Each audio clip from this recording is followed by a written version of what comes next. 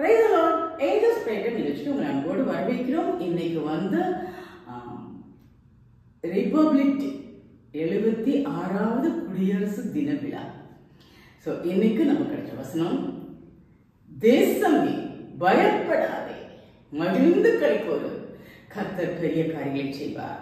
யோவேல் 2ஆம் அதிகாரம் 21வது வசனம். ஸோ இதுக்கு முன்னாடி எந்த சூழ்நிலையில இந்த வசனம் கொடுக்கப்படுது அப்படி பார்க்கலாமா? ஸோ அதாவது எல்லாரையும் கூட்டி சபையினர், ஜனங்கள், ஆசாரியர்கள் எல்லாரும் கூடி தேசத்துக்காக ஜெபம் பண்றாங்க. தேசத்துக்காக ஜெபம் பண்ணும்போது ரொம்ப பணிந்து உபவாசம் பண்ணி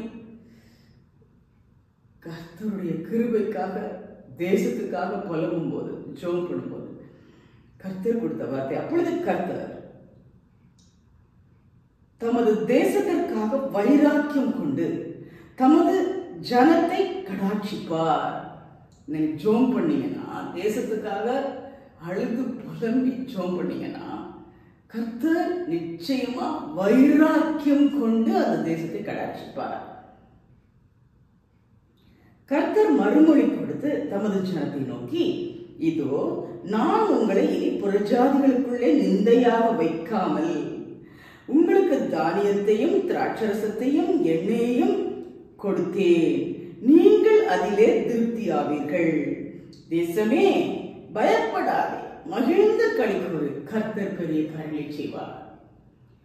உங்களை நிந்தையா வைக்க மாட்டார்.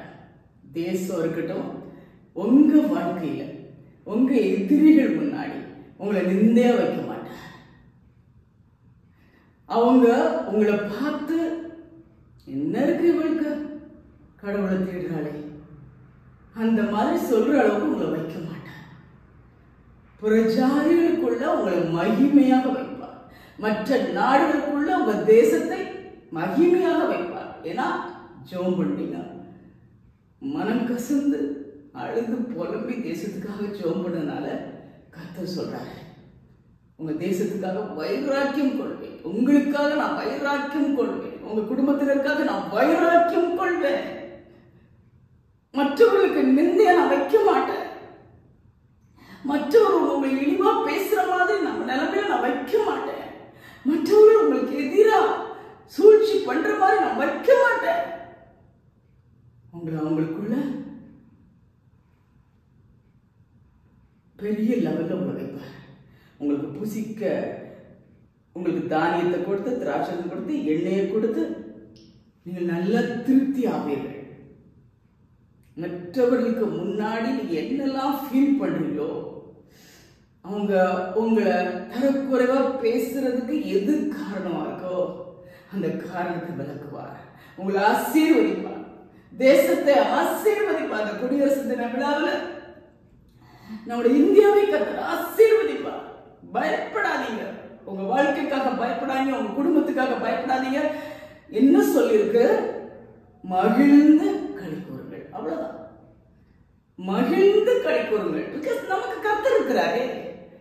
கர்த்தர் மற்றவர்களுக்கு முன்னாடி நம்ம இந்தியா வைக்க போறதில்லையே. கர்த்தர் நமக்காக வழக்காடுகிற தேவன் இருக்காரு. கர்த்தர் நமக்காக சகல காரியங்கள் செய்கிற கர்த்தர் நமக்கு இருக்கிறாரே. அதனால பயப்படாம மகிழ்ந்து களிக்கூறுங்க. கர்த்தர் இருக்கிறார், எனக்கு என் தேவன் எனக்கு இருக்கிறார். சகலத்தை உருவாக்கின தேவன் எனக்கு இருக்கிறார். பெரிய கிரகிக்க முடியாத பெரிய அற்புதங்களை செய்த தேவன் எனக்கு இருக்கிறார். டெய்லி அதை நம்ம பார்க்கிறோம்.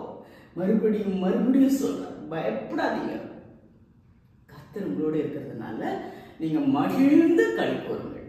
இதுக்கு முன்னாடி நம்ம பார்த்தோம், நீங்கள் நின்று கொண்டு அவர் செய்கிற ஜஸ்ட் இருங்க, அவர் பார்த்துப்பார், அவர் உங்களுக்கு அழுத்தப்படுவார்.